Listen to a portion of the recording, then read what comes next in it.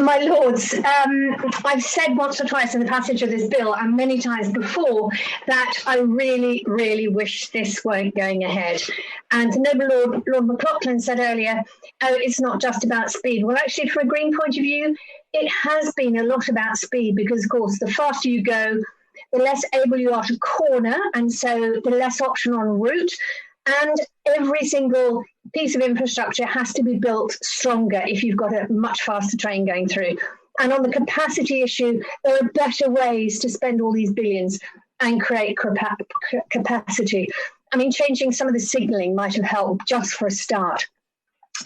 I'm not entirely sure that the government is actually going to build this bit of the railway anyway, because I think events might overtake all their planning. But in any case, for me, HS2 is just another part of the government's really damaging transport policy, because the government is not tying up the whole concept of travelling less, reducing carbon emissions, and generally accepting that things have changed, that people quite possibly are not going to commute as much as they used to. Quite possibly they will work more from home. And I do hope that a more ecological approach, a more holistic approach might be adopted by the government at some point. I really feel it's 20th century thinking to build a railway like this that's so polluting and so destructive. And really, the government should try to keep up with the times and understand that this was not the right way forward. However, if the government does carry on with this, I do hope that they will learn the lessons from the first part of HS2, because really there were a lot of incidents that need not have happened, that were extremely destructive to nature, to land, and generally to communities. And so learning the lessons of the past might be a really good idea. I'd like to take this opportunity to thank and celebrate all the campaigners that have been trying to stop HS2, because quite honestly, many of them have put their personal safety, their personal finances, and a lot of other things on hold because they were so dedicated to trying to stop HS2. And they had physical, personal, and financial problems because of all the things that they were doing.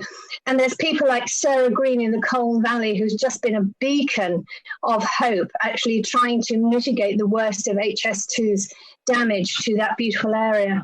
And then, of course, there's other organisations and individuals from the Woodland Trust, Wildlife Trust, parish councils, communities all along the route, concerned residents, who all gave their time and their efforts to doing what they know is right for their area.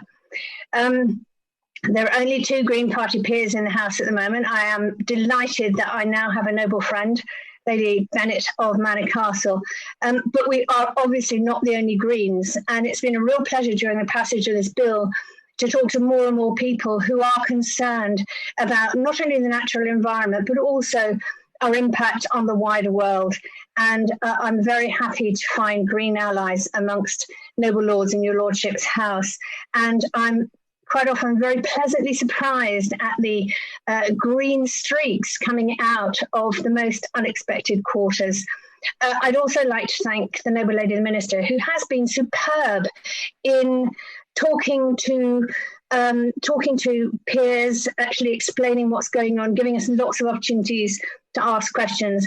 And although this has possibly been a difficult passage for the bill, I think it's probably better than it would have been if she hadn't been as open and welcoming to us. And so with that, I say thank you, and what a pity this is happening.